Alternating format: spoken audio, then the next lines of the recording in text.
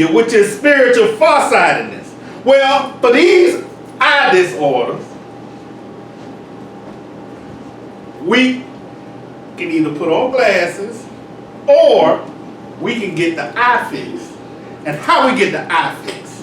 With laser-assisted in situ keratomyosis. LASIK.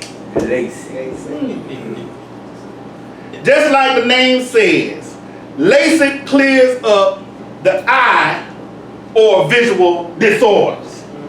Spiritual LASIK brings us back to 2020 perfect spiritual vision. Okay. Because we have to understand, we have to embrace, and we have to acknowledge that a loving, almighty Savior is King.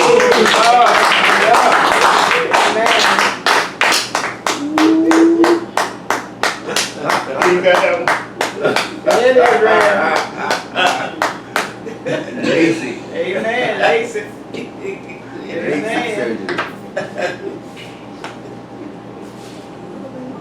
And once we've had our spiritual LASIK procedure, we'll see that we now have 2020 perfect vision. Amen.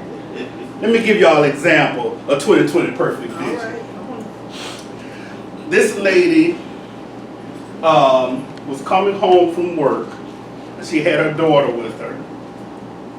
And when she pulled up in her driveway, she noticed that there were 3 men with long white beards and gray hair. They were sitting out by they were in the yard, but they were out by the sidewalk. And she noticed them. She walked up to them and she said, "Is there anything that I can help you with?" And they said, "Well, is the man of the house at home?" And she said, "Well, no, not yet. But you were welcome to come in and wait for her." And they said, "Well, we can't come into the house together." And she said, "Okay." He said, "Well, this is what you do. You when the man of the house comes home, you discuss it with him, and then, you know, we'll go from there." So, the man of the house came home, the husband came home, and he was like, "I noticed those 3 men outside." She said, "Yeah, they wouldn't come in. They wouldn't come into the house." So he said, "Well, you can invite them in now that I'm home." So she went out there and she invited them in. And once again, they said, "Well, we can't come in to the house together." And she was like, "Well, why is that?" He said, "Well, I'm wealth. This is success. And this is love. You have to pick which one you want to come into your house." Right. So she went back to talk to her husband, and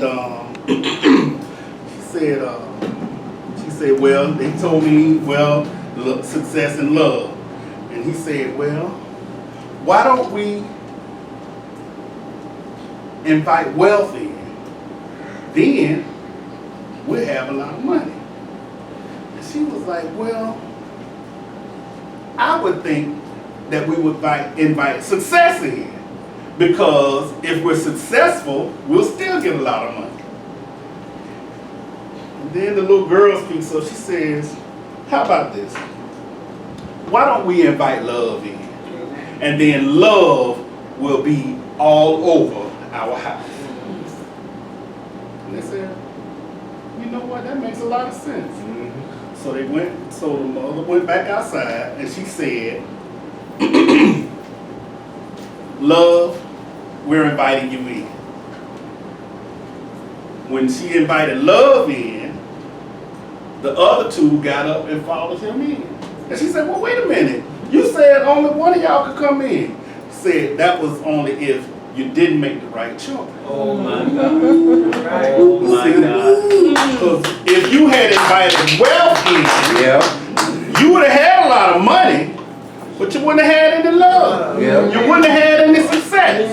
Yep. If you had invited success, you might have made a little bit of money, but you wouldn't have had love. Yeah. But the thing is, if you got love, Yes. you have success.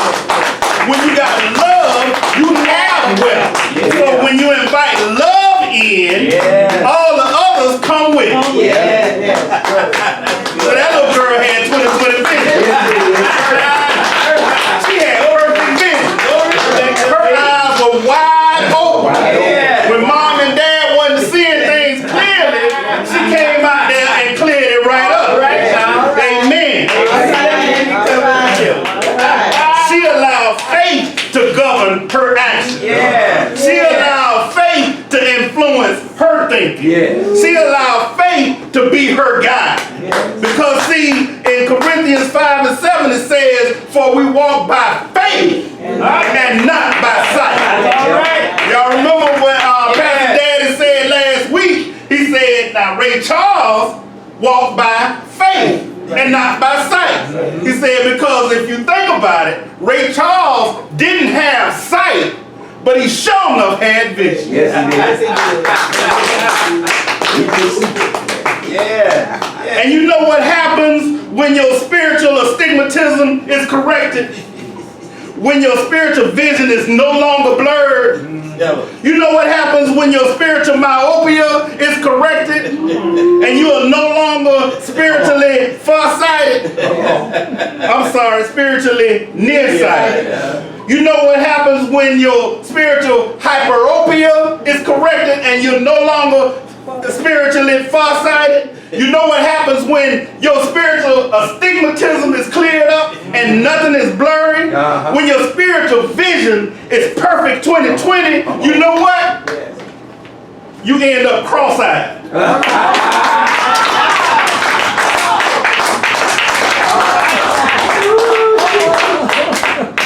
You end up cross-eyed. And when you when you end up cross-eyed, that means your focus and vision are solely on the cross.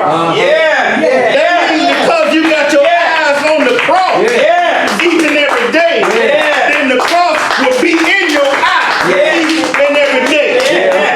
The problem is, there's no problems then, because you got problems at work, you take them to the cross. You got problems, you got issues at home, take them to the cross. You got negative circumstances in the relationship, take them to the cross. You got financial challenges, take them to the cross. You got trials and tribulations, you got pains and predicaments, you in a hole, you in hot water, you in a dilemma or having difficulties, take it all to the cross and leave it there. You know why you should do that? That's what Jesus did. He took your problems to the cross. He took your issues to the cross. He took your circumstances to the cross. And he left them there because Jesus had perfect 20/20 vision. Jesus was cross